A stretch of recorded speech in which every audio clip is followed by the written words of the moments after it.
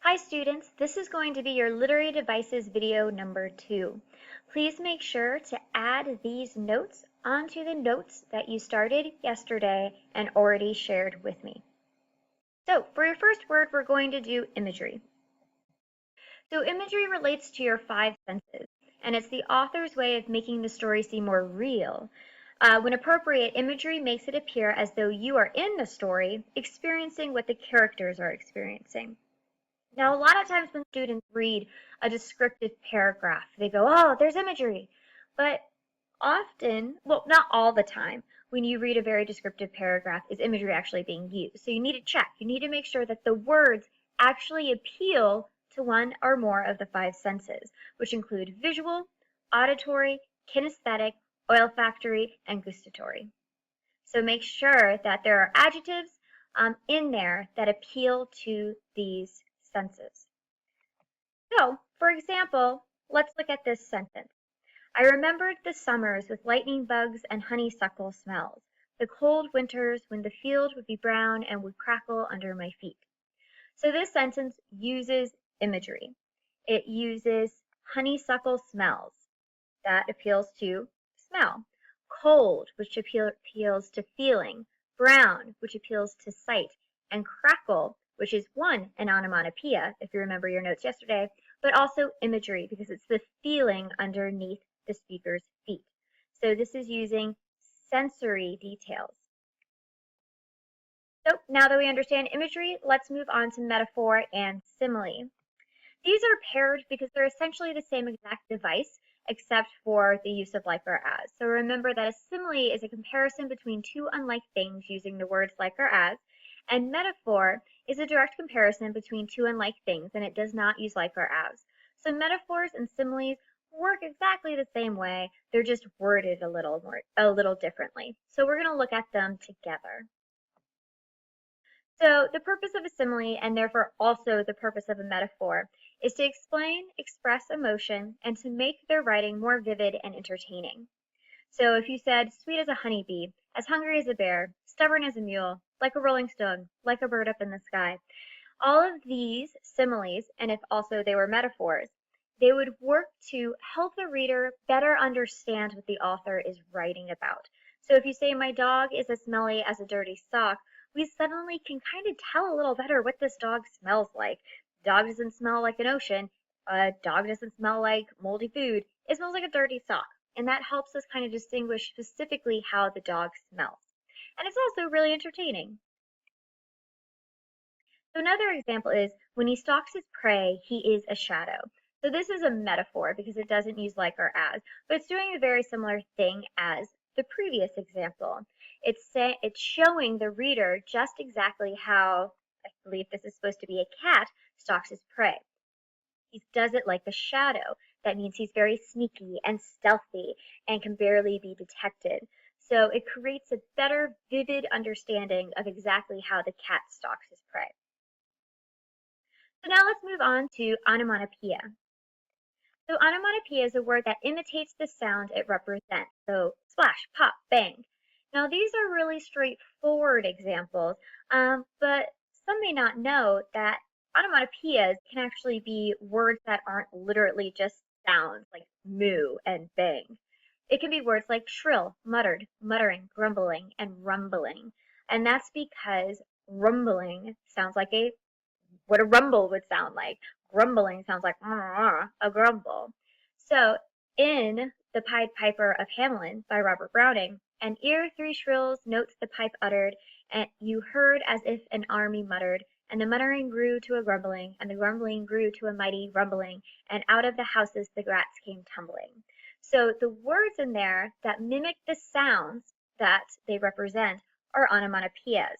So make sure that you look closely for onomatopoeias, because sometimes what we just think is a regular old descriptive word is actually an onomatopoeia. So before we move on, the purpose of onomatopoeias are very much like imagery. It's to take the reader into the experience so that they can kind of feel what the character is feeling. So it's very similar to imagery. Now comes repetition. The repetition is kind of defines itself. It's when something's repeated. So, for example, in Winston Churchill's speech, this excerpt from his speech, it says, "We shall go on to the end. We shall fight in France. We shall fight on the seas and oceans. We shall fight with growing confidence and growing strength in the air. We shall defend our island, whatever the cost may be. We shall fight on the beaches. We shall fight on the landing grounds. We shall fight in the fields and in the streets. We shall fight in the hills. We shall never surrender." So the use of this repetition is to drive home a point. And in that excerpt, it is that they will fight. And by repeating it, the audience oftentimes will accept it. And so by repeating the fight, it creates this inspirational tone that gets people on board and it drives home a point. Repetition is often used in music. When you have a refrain or a chorus, it's repeated to drive home the meaning of the song. So last but not least, let's talk about symbolism. So a symbol is a person, place, activity, or object that stands for something beyond itself. So it needs to be an object, an actual object that represents an abstract concept. So this shape, which we call a heart, actually is not what a human heart is shaped like, but this shape that we call a heart symbolizes love. This is an actual object, and it symbolizes the abstract concept of love. The only reason why we think that this symbolizes love is because somebody said it did, and it stuck. This shape actually has nothing, absolutely nothing to do with love. It's a shape that was created to symbolically represent it. All right, so let's look at it. Also something else to know. Symbolism can also be used with colors, where colors are used to represent specific emotions or other abstract concepts.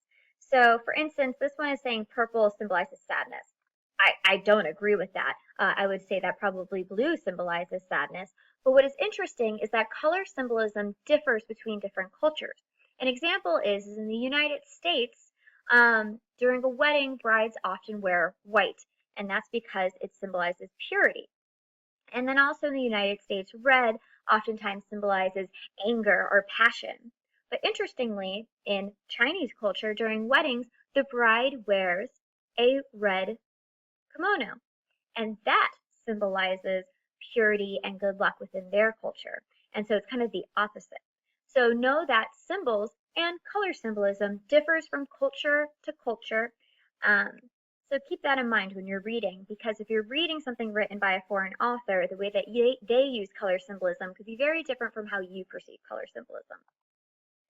All right, so let's look at an example in writing. So in this example by Robert Frost, in The Road Not Taken, it says, "Two roads diverged in a yellow wood, and sorry I could not travel both, and be one traveler, long I stood, and looked down one as far as I could, to where it bent in the undergrowth."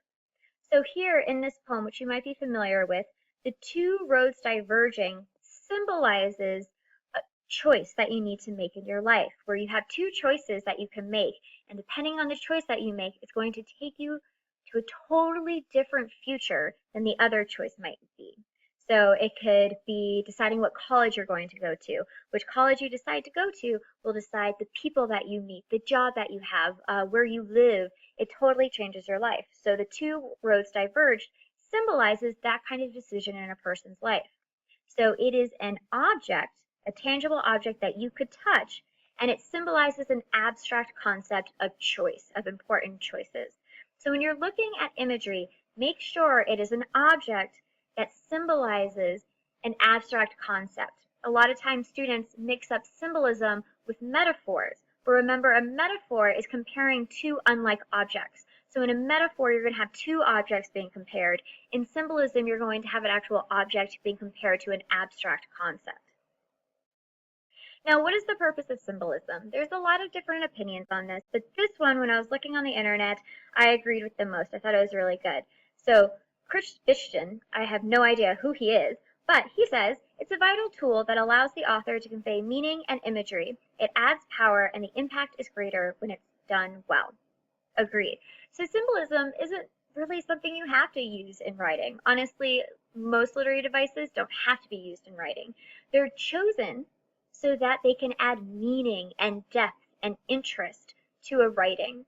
So a lot of times when symbolism is used, it's not up in your face, it's kind of hidden, so that when you figure out how the symbolism is working, the message of the writing becomes even more powerful because you understand it on a deeper level. It connects to something more emotional rather than just literal. So that's the purpose of symbolism. All right, so now you should be done with your literary device notes for this unit. You should have 10 different devices, technically 11 because you have metaphor and simile together. But you should have 10 notes within one document that you've shared with me. Make sure that you study these devices because you will have an assessment on them. Please refer to the calendar on Moodle so that you can see when that assessment exactly is. All right, have fun.